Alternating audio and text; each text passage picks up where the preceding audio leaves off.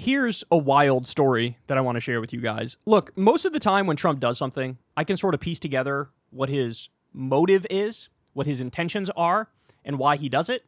And usually it comes back to, money in politics, corruption, being a fascist, whatever, his authoritarian instinct. But this one, I have genuinely struggled with some of these that I'm about to tell you about as to why he would do such a thing, okay? So let's start with the one that's easy to understand, okay? Here we go. New, CNBC has learned that President Trump has issued pardons to 3 co-founders of the Bitcoin Mercantile Exchange, or BitMEX, who pled guilty to a range of charges related to money laundering and failure to police the exchange. The 3 men are Arthur Hayes, Benjamin Dello, and Samuel Reed. Reed had pled guilty to violating the Bank Secrecy Act in 2022 and agreed to pay a $10 million fine. At the time, prosecutors said the three effectively operated BitMEX as a money laundering platform and that it purported withdrawal from the U.S. market was a sham. No indication yet from the White House as to why President Trump decided these men warranted pardons. Okay, so this one is pretty straightforward. Trump is now in bed with these tech oligarch robber barons. A lot of them are heavily invested in crypto, right? And Trump has done 1,000 things already. He did his own scam meme coin where he shook down his own supporters to the tune of millions of dollars. So he's getting in on the crypto scams in his own respect. But he's also, again, surrounded by these tech oligarchs who are heavily invested. And so then Trump also came out and said, I want to backstop crypto so that when the bubble bursts, taxpayers are there to bail out these robber baron buddies of mine, right? So they're going to shake down the taxpayers and do another bailout when it crashes. That's the goal of the Bitcoin reserve, right? Or the crypto reserve. That's the point. So corruption, money in politics, that's why he did this. And my guess is the reason why he pardoned these people in particular is that he's got a crypto oligarch robber baron in his ear going, yeah, pardon these guys. And that guy probably donated a lot of money to Trump, and he goes, yes, boss. And so he does it. So this one is kind of straightforward to understand. It's disgusting corruption, like just over the top, pathetic. Now it gets deeper. Ready? Trump pardons Trevor Milton, who was accused of fraud related to bankrupt truck maker Nikola. President Donald Trump says he pardoned Trevor Milton, the CEO of now-defunct hydrogen and electric truck firm Nikola, in part because he believed Milton was persecuted for supporting Trump's political ambitions. In October 2022, a New York jury convicted Milton on federal charges of securities fraud and wire fraud. Prosecutors in the U.S. Attorney's Office in the Southern District of New York had accused Milton of making false and misleading statements about nearly all aspects of the business as it pertained to developing electric and hydrogen-powered trucks, as well as defrauding the public through social media and podcast interviews. He was sentenced in 2023 to 4 years in prison. He had been freed on bail as he appealed the conviction. On Thursday evening, Milton posted on X that he'd received a phone call from Trump who informed him he'd been granted a full and unconditional pardon. This pardon is not just about me, it's about every American who has been railroaded by the government, and unfortunately, that's a lot of people, Milton wrote. The pardon, which will spare Milton from prison, would also allow him to avoid court-ordered payments to compensate shareholders.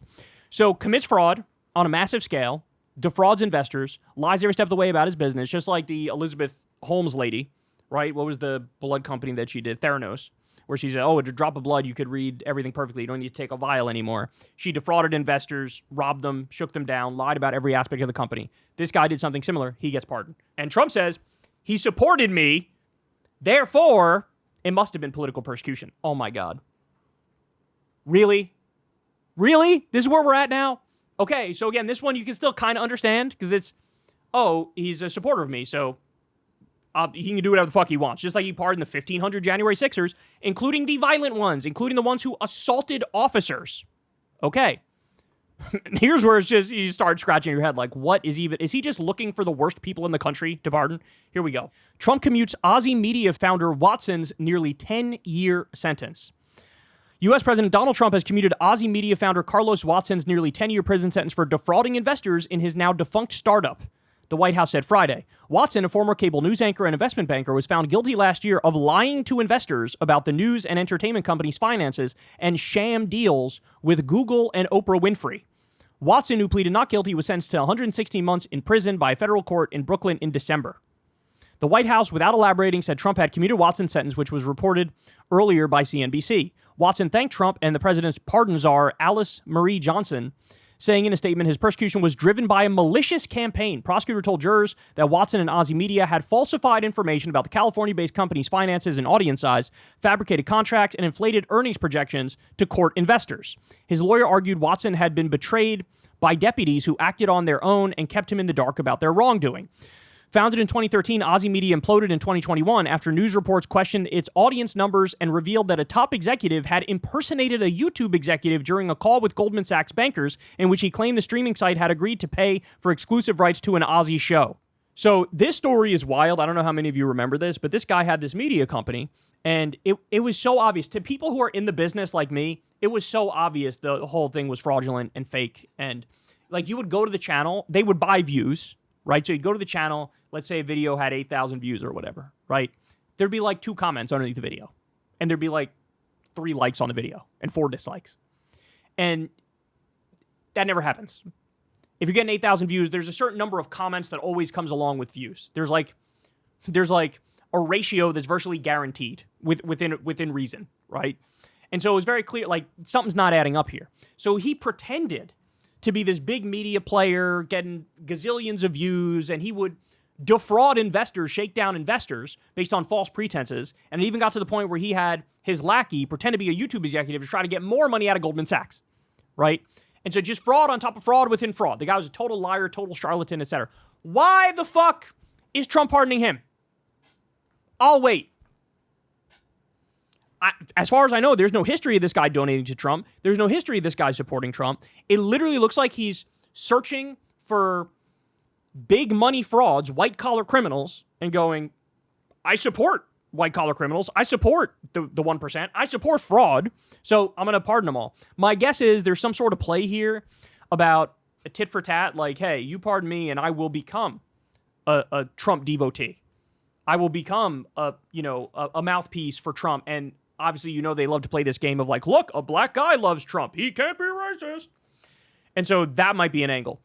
Another theory is that the person who's the pardon czar for Trump, she insisted on it for whatever reason, and Trump was like, sure, whatever. Like, that's possible. But I don't know, man. It's like he's looking for all the white-collar criminals in the country and just going, love you. Big fan of your work. Because Trump himself, of course, is a white-collar criminal and a con artist and a fraudster. He's got a fucking track record of it. And so, again, any other president, these things alone would be massive scandals we'd be talking about for weeks. But with Trump, it's like, people barely even talked about this. Looking for con men and charlatans and frauds, and just, yep, pardon, commute, go ahead, you're free, enjoy your life. Like, what the fuck? The most corrupt administration by far in modern American history, and it's not particularly close. Hey y'all, do me a favor and like and subscribe. It helps out big time in the algorithm. Click the bell as well for notifications when videos drop, and watch that video on screen right now. You know you want to.